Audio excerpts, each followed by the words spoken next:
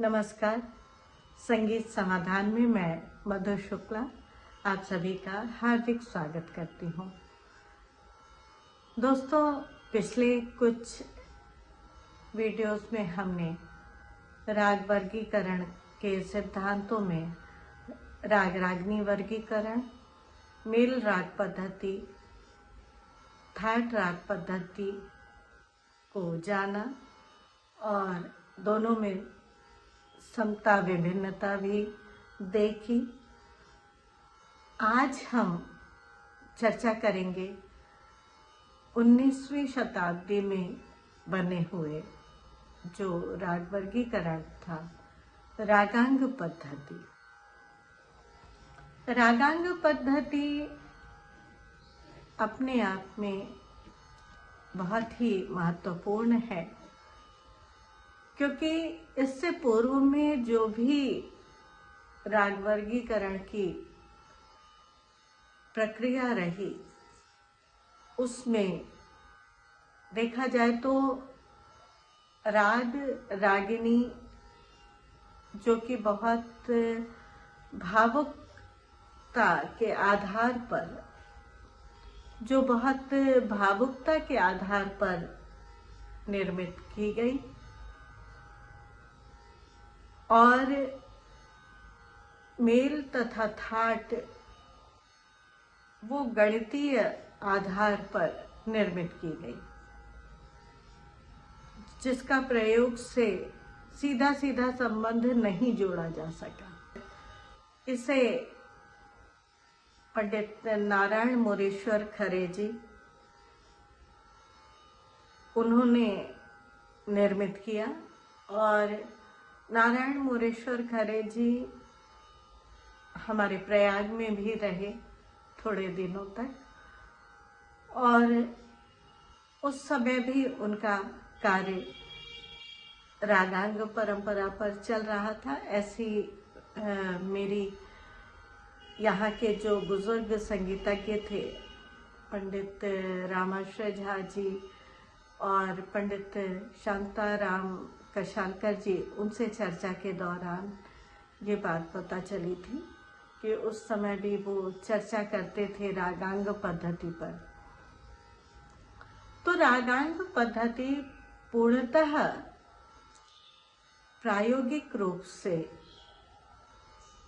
रची गई और देखा गया कि जो एक विशिष्ट स्वर समुदाय, क्योंकि थाट में और मेल में स्वरों को लिया गया और यहाँ पर इन्होंने स्वर समुदाय को लिया और स्वर समुदाय लगाने का जो तरीका होता है, जो प्रायोगिक रूप से जिस तरह से हम कह सकते हैं कि विशिष्ट स्वर समूह को जैसे उच्चारित किया जाता है,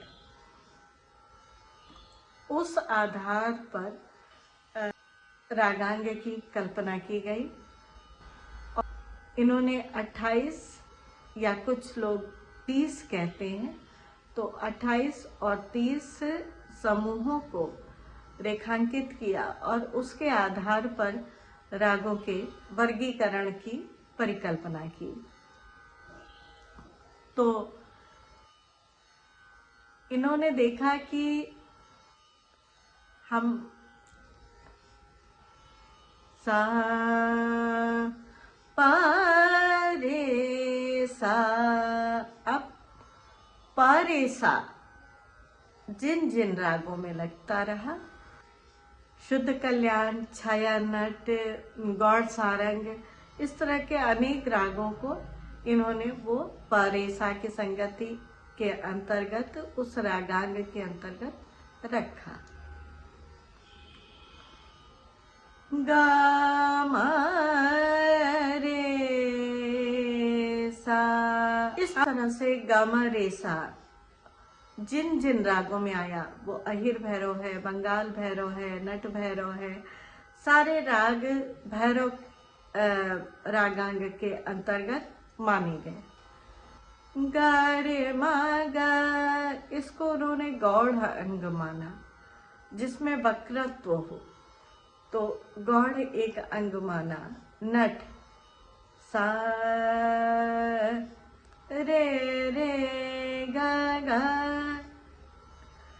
जहाँ पे जोड़े स्वर लग रहे हैं उसको नट माना।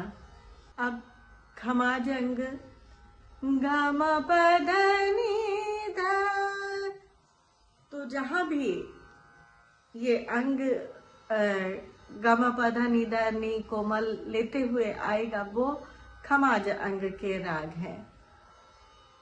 इसके साथ इन्होंने काफी बिलावल गा रे गा पा मा गा, ये जहाँ जहाँ आएगा वो अलैया बिलावल हो, देवगिरी बिलावल हो, कुकु बिलावल हो और यमनी बिलावल हो, सभी में ये अंग बिलावल अंग आ रहा है।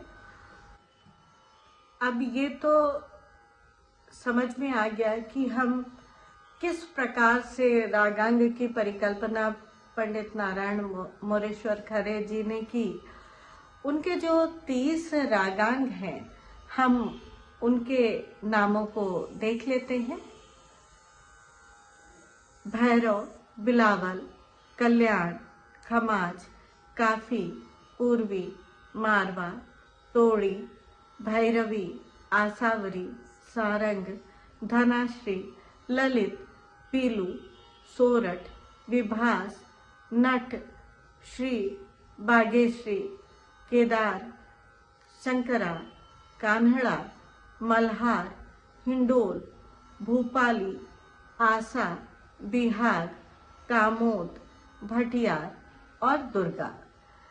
इस प्रकार जो 30 रागांग बने। अब इन 30 रागांगों पे कौन कौन से प्रमुख राग हैं उनकी एक सूची हम देख लेते हैं। भैरव अंग के रागों में रामकली, अहिर भैरव, कालिंगड़ा, नट भैरव आदि राग हैं। बिलावल रागांग में देवगिरी बिलावल, यमनी बिलावल, अलहिया बिलावल आदि राग आते हैं। कल्याण में यमन कल्याण है। सारंग में मदमात सारंग, शुद्ध सारंग। भैरवी में मालकौस, भैरवी, भूपाली और सिंधु भैरवी है। बिहाग में मारू बिहाग और बिहागड़ा है। कान्हड़ा में दरबारी, नायकी, सुहा सुगरई, देवसाख और शहाना राग आते हैं। पीलू अंग से बरवा और बड़हंस की बात होती है। विभास अंग से रेवा और जैताश्री। काफी अंग से सिंधूर और आनंद भैरवी की बात आती है। मारवा अंग से भटियार और भंखार राग गाते हैं। शंकरा अंग से मालश्री और बिहाग है। भूपाली अंग से देशकाल, देश और जैत कल्याण आते हैं। खमाज अंग से झिंझोटी, तिलंग और खंभावती राग आते हैं। आसावरी अंग से गांधारी, जौनपुरी, देशी राग आते हैं। धनाश्री अंग से भीमपलासी, धानी, पटदीप, हंस किंकिणी राग आते हैं। ललित अंग से बसंत, पंचम, प्रभात और ललिता गौरी राग आते हैं। सोरठ अंग से देश, तिलक कामोद, कामोद और जयजयवंती राग आते हैं। श्री अंग से तिरवन, चैती और दीपक राग आते हैं। बागेश्री अंग से रागेश्री, बहार और कौसी कान्हड़ा गाया जाता है। शंकरा अंग से मालश्री, बिहार और हंसध्वनि गाते हैं। हिंडोल अंग से सोहनी और भिन्न षडज गाया जाता है। आशा अंग से दुर्गा और भवानी राग गाया जाता है। अब जैसे गामा रेसा की संगति भैरव रागांग का परिचायक है। जब हम कोमल ऋषभ के साथ उसको प्रयोग करते हैं और अहिर भैरव, नट भैरव सब में ये अंग आता है, किंतु वो उस जगह पे ही आएगा तो वो रागांग है। राग का अपना अस्तित्व, जो अहिर भैरव का अपना व्यक्तित्व है, वो फिर बदल जाता है। केवल उस जगह पर जो स्वर विशेष सन्निवेश है, उस सन्निवेश की जगह पर ही वो लगता है कि भैरव अंग का है। किंतु अलग अगर देखा जाए राग को, तो नट भैरव का अपना अस्तित्व है और अहिर भैरव का अपना अस्तित्व है। भैरव की अपनी जो अपना गांभीर्य है, अपना स्वरूप है। तो हम सारे रागों को एक समूह प्रयोग होने के बाद भी अलग अलग अस्तित्व के रूप में देख सकते हैं। अब इसी के उलट अगर हम देखें तो कलिंगड़ा को भी उन्होंने रागांग माना, क्योंकि कलिंगड़ा भैरव के स्वर तो लगते हैं किंतु उसका अपना एक व्यक्तित्व है। वो उदात्तगामी है, वो चंचल प्रकृति का राग है। तो गौरी और परज जैसे रागों में कलिंगड़ा का प्रभाव दिखाई देता है, तो हम उसको कलिंगड़ा रागांग के अंतर्गत रखते हैं। अब ये तो रागांग का रूप रहा, किंतु आलोचना तो सभी की हुई और कमियां सभी में पाई गई। तो रागांग पद्धति भी इससे अछूता ना रहा। कहा गया कि एक राग में उससे प्रतिकूल स्वर लगने के बाद ही, जैसे परदीप राग है, परदीप में शुद्ध निषाद का प्रयोग होता है, किंतु उसमें धनाश्री की का प्रयोग, धनाश्री अंग ज्यादा पाया जाता है, तो उसे धनाश्री अंग के अंतर्गत का राग माना गया। और इसी प्रकार हम देखते हैं कि शुद्ध सारंग राग है। शुद्ध सारंग में तीव्र मध्यम का प्रयोग हो रहा है और धैवत का प्रयोग किया जा रहा है, किंतु इसे हम सारंग अंग का राग मानते हैं। वो रेमा रे की संगति के कारण। तो ये सारी बातें थीं जिन कारण से रागांग के नियमों में त्रुटियां पाई गईं और बहुत सारे राग, हालांकि मैं कह सकती हूँ कि रागांग पद्धति सर्वाधिक सफल पद्धति के रूप में है और आज बहुतायत प्रयोग किया जा रहा है, किंतु कुछ त्रुटियां हैं और जिनको हम मानते हुए आज संगीत समाज में इसको प्रयोग कर रहे हैं। तो रागांग पद्धति आज के समय में सर्वाधिक प्रचलित पद्धति के रूप में हमारे समाज में प्रतिष्ठित है। नमस्कार।